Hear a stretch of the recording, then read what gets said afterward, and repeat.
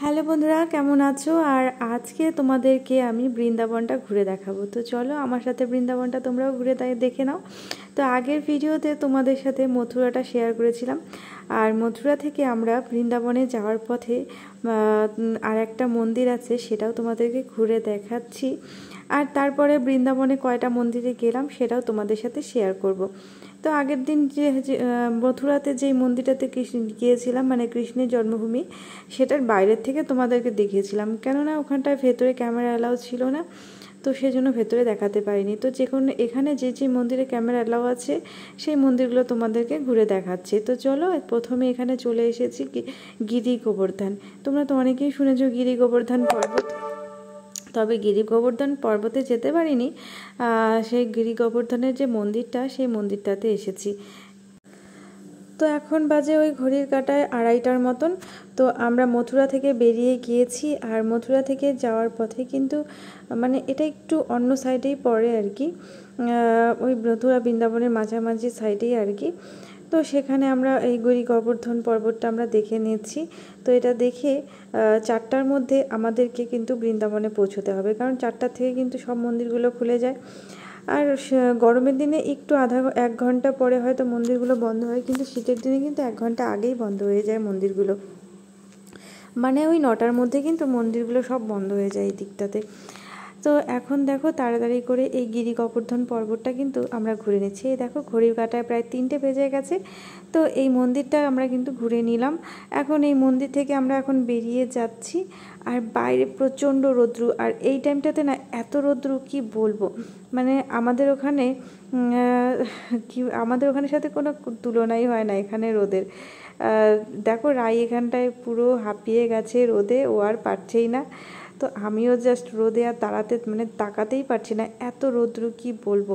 মন্দিরের সামনে হচ্ছে অনেকটা ভিড়, পার্কিং নেই, ওর জন্য একটু গাড়িটা দূরে দাঁড় করিয়েছে। তো গাড়িটা আমরা খুঁজতে আর কি যাচ্ছি। এরই মধ্যে কিন্তু আমাদের প্রচুর জল খাওয়া হয়ে গেছে, কারণ একে তো ড্রাই ওয়েদার, আর প্রচণ্ড মানে গলা শুকিয়ে শুকিয়ে যাচ্ছিল। মানে ওই দিন আমরা হয়তো 7 লিটারের মতো জল খেয়ে নিয়েছি। তো গাড়িতে উঠে ড্রাইভার দাদাকে বলছিলাম যে আমাদেরকে পাহাড়টাতে নিয়ে যেতে, মানে ওই গিরি গোবর্ধন পাহাড়টাতে নিয়ে যেতে। তো সেই দাদা বলছিল যে এটা একটা খুব বড় একটা পাহাড় না, ছোট একটা টিলার মতো।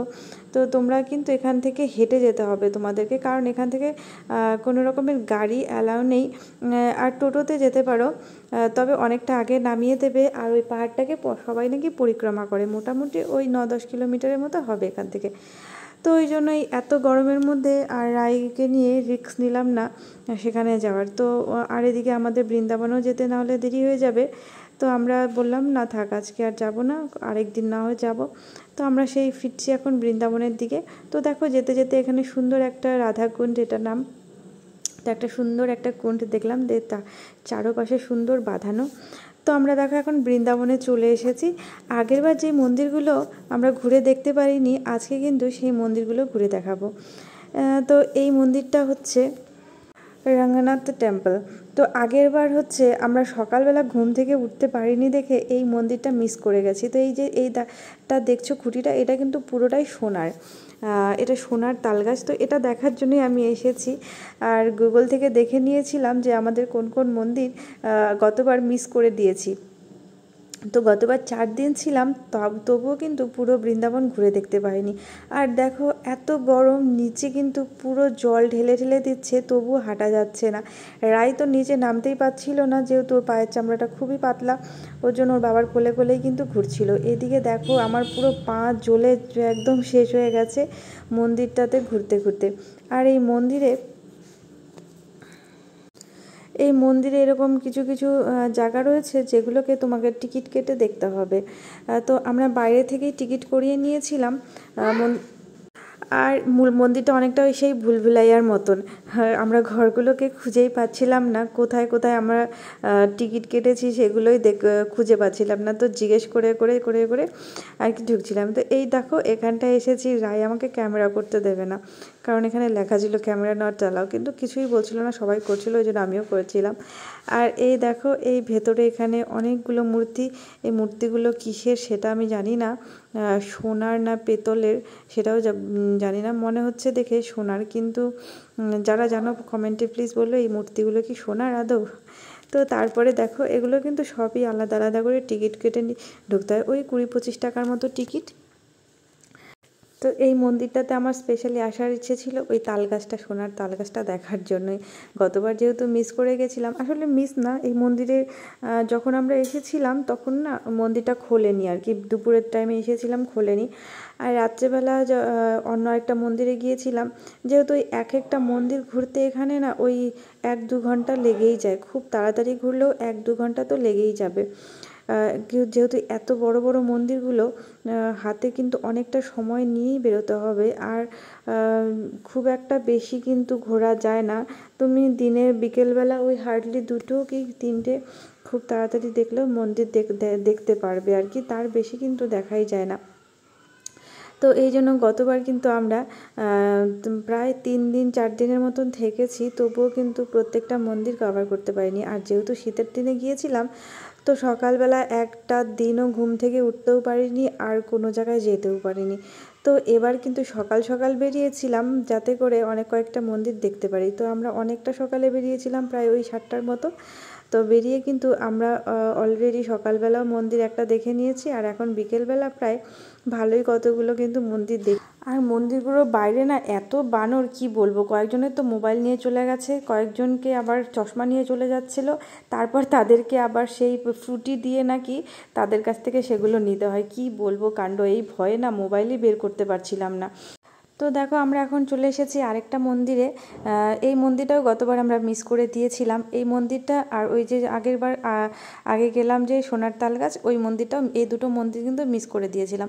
তো এই মন্দিরটাতে আমরা চলে এসেছি, আর এই মন্দিরে এসে কিন্তু আর একটা ভয়ানক কাহিনী হয়ে গেছে আমাদের সাথে, তো সেটা তোমাদের সাথে শেয়ার করছি। তো এই মন্দিরটা কিন্তু বেশ ফাঁকা ফাঁকা তুলনামূলক, কারণ যেগুলো পপুলার মন্দির, মানে ওই বৃন্দাবনে যেগুলো মেন আর কি মন্দির, মানে প্রেম মন্দির, তারপর ইস্কন, তারপর হচ্ছে নিধিবন, এই সব মন্দিরে কিন্তু ভীষণই ভিড়। আর এই মন্দিরগুলোতে একটু তুলনামূলক কম ভিড় রয়েছে, কারণ ওই সব মন্দিরেই কিন্তু লোকজন আগে যায়। তো এই মন্দিরগুলোতে কিন্তু তুলনামূলক একটু হচ্ছে ভিড় কম। তো এটা দেখো 9তলা প্রায় মন্দিরটা, আর এইটা দেখো ঢুকতে এন্ট্রান্সটা, আর এইখানটায় হয়েছে একটা ঘটনা। তো দেখো এই মন্দিরটা এইরকম, আর এখানে এই যে রাই বসে আছে, এই রাইকে এখানটায় বসিয়ে রেখে আমরা, রায়ের নাকি খুব পা ব্যথা করছিল, তো আমরা বলেছি এখানে অনেক লোক রয়েছে, তুই বসে থাক, আমরা জাস্ট ওপর থেকে ঘুরে চলে আসছি। তো বেশি দূর যাইনি, ওই 1তলা কি 2তলা গিয়েছিলাম। তো যখন ফিরছি ওপর থেকে দেখি একটা লোক নেই, সাথে রায়ও নেই। তো আমার তো দেখে, আমি তো মানে জাস্ট কান্নাকাটি করা শুরু করে দিয়েছিলাম যে কোথায় গেল মেয়েটা। তো আমি এদিকে দৌড়ে নেমেছি, আর এদিকে নেমে পাগলের মতো চারপাশে খুঁজছি, সিকিউরিটিদের বলছি যে কোথায় বাচ্চাটাকে দেখেছেন। তো কেউ দেখেনি। লাস্টে ওর বাবা আবার ওপরে যায়, গিয়ে দেখে মেয়ে আমাদের পেছন পেছন অন্য একটা সিঁড়ি দিয়ে ওপরে উঠে গেছে। কি বলো, প্রায় বাচ্চাটা হারিয়ে যাচ্ছিল। তো দেখো তারপর হচ্ছে ওখান থেকে বেরিয়ে এসে আমরা কিন্তু এখন যাব ইস্কনে। গরমের দিনে কিন্তু ওই 7:30 প্রায় 7:30-8টা পর্যন্ত কিন্তু দিনই থাকে আর কি, সূর্যের আলোই থাকে। ওর জন্য দিনের আলো থাকতে থাকতে অনেক জায়গা আমরা ঘুরে নিতে পেরেছি আর কি। তো দেখো আমরা যাচ্ছি এখন ইস্কনে, আর ইস্কনে যেতে যেতে কিন্তু এনাদের সাথে দেখা হয়ে গেল। এনারা কিন্তু ইস্কনের ভেতরেই বেশিরভাগ গান বাজনা করে সন্ধেবেলায়। আর এবার গিয়ে দেখি ইস্কনের তো একটা আলাদাই মূর্তি, কারণ গতবার যখন ইস্কনে গিয়েছিলাম এত সুন্দরের পরিবেশটা ছিল, ইস্কনে দারুণ নেচেছিল রাই, আগে অনেকবার ভিডিও দিয়েছিলাম আমি, এত সুন্দর আমরা সবাই মিলে নেচেছিলাম। এবার ইস্কনটাকে দেখে খুবই মন খারাপ হয়ে গেল। এক তো এত পরিমাণ ভিড়, দ্বিতীয়ত ইস্কনের অর্ধেক পোর্শনটা কিন্তু ভেঙে দিয়েছে, নতুন করে আবার তৈরি করছে। ওই জন্য অনেক কয়েকটা ঠাকুরের ঘর কিন্তু বন্ধ করা ছিল, তো যেটা দেখে একটু মনটা খারাপ হলো। যাই হোক, সন্ধ্যার প্রসাদটা পেয়েছিলাম, সেটা পেয়ে কিন্তু আবার মনটা খুশি হয়ে গেল। তো দেখো এখানটায় আমরা এখন চলে এসেছি মোস্ট ফেমাস একটা মন্দির বৃন্দাবনে, সেটা হলো প্রেম মন্দির। এই মন্দিরটা এত ভালো লাগে কি বলবো, কিন্তু এবার গিয়ে এই দেখো কি ভিড়। মানে গতবার যখন গিয়েছিলাম ঠান্ডার মধ্যে, সত্যি কথা বলতে ঘুরে এত শান্তি পেয়েছিলাম, আর এত ভিড় ছিলই না, একদমই ভিড় ছিল না, মানে অনেকই কম ভিড় ছিল তুলনামূলক। কিন্তু এবার মনে হয় সুই ফালানোর জায়গা নেই, এতটা ভিড়। একে তো গরম, দ্বিতীয়ত এত ভিড়ে আর ভালোই লাগছিল না, কেন জানি না, মনে শান্তি পাচ্ছিলাম না। আর নিচে পাকাতে তো পাড়াই দেওয়া যাচ্ছিল না। এই দেখো এখানটা এরকম কার্পেটগুলো বিছিয়ে দিয়েছে, সেই কার্পেটের মধ্যে পাড়া দিয়ে দিয়ে কিন্তু আমরা সবাই যাচ্ছিলাম। আর এই মন্দিরটা না কালারটা এত সুন্দর সুন্দর চেঞ্জ হয়, দেখতে খুবই ভালো লাগে। তো যেহেতু এবার এত গরম ছিল আর এই পরিমাণ ভিড় ছিল, আমরা ওই মন্দিরের ভেতরে আর ঢুকিনি। গতবার যখন এসেছিলাম খুব শান্তি করে মন্দিরের ভেতরে কিন্তু গিয়ে আমরা ঠাকুরকে দর্শন করেছিলাম, কিন্তু এইবার আর মনই চাচ্ছিল না ভেতরে ঢোকার। তো আমরা কিন্তু ওই বাইরের দিকটা থেকে চলে এসেছি। আর দেরিও হয়ে গেছিলো অনেকটা, মোটামুটি ওই 9টার মতন বেজে গেছিলো। মন্দিরটা এখন বন্ধই প্রায় হয়ে যাবে, তো ওই জন্য আর কি ভেতরে আর ঢুকিনি। এই যেরকম গাদা গাদা ভিড় ঠেলে ভেতরে ঢুকতে হতো, ওই জন্যই আর ইচ্ছে করছিল না। প্রথমবার যখন এসেছিলাম সত্যি প্রেম মন্দিরে প্রেমে পড়ে গিয়েছিলাম।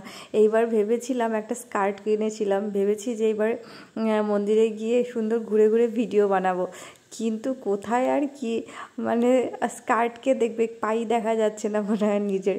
তো যাই হোক, দেখো এখানটায় একটা সাইডে যে কর্নারে গিয়ে দাঁড়িয়ে ফটো তুলবো তার কোনো জায়গা নেই। আর নিচে এদিকে রাই বসে পড়েছে, মানে মনে হচ্ছে গরম তাওয়ার মধ্যে বসে আছে, এরকম একটা গরম, কিন্তু ও টায়ার্ড হয়ে গেছিলো দেখে ওরম করেই বসে পড়েছে। তো আমি এখানে বসে বসে ভাবছিলাম, আর এদিকে অমিত আমাকে খেপাচ্ছিল যে কেন তুমি না ভিডিও করার জন্য স্কার্ট কিনেছো, যাও ভিডিও করো, আমি করে দিচ্ছি। তো কি বলবো যে দেখো এখানে এত ভিড়, বাপরে বাপ, মানে গরমের দিনে লোক এত ঘুরতে বেরোয় আমার জানাই ছিল না। তো আমার তো আর রিলস বানানো হলো না। তো যাই হোক, নেক্সট টাইম যদি আবার কোনো দিন আসতে পারি অবশ্যই সুন্দর সুন্দর রিলস বানিয়ে নিয়ে যাবো, আর অবশ্যই ঠান্ডার দিনে আসবো। আর তোমরা যদি কেউ আসতে চাও অবশ্যই ঠান্ডার দিনে এসো এখানটায়। তো চলো, তো আমি ভিডিওটা এখানেই এন্ড করছি। আর আমাদের এখান থেকে প্রায় আরও ফিরতে হবে, অনেকটা রাত্রিও হয়ে গেছে। তো সেদিন ফিরতে ফিরতে আমাদের মোটামুটি অনেকটাই রাত হয়ে গিয়েছিল। তো আমরা এখন ঘরে ফিরবো। তো চলো এখানেই এন্ড করছি এই ভিডিওটা। তোমাদের কেমন লাগলো অবশ্যই প্লিজ কমেন্টে জানিও। Tata, bye bye.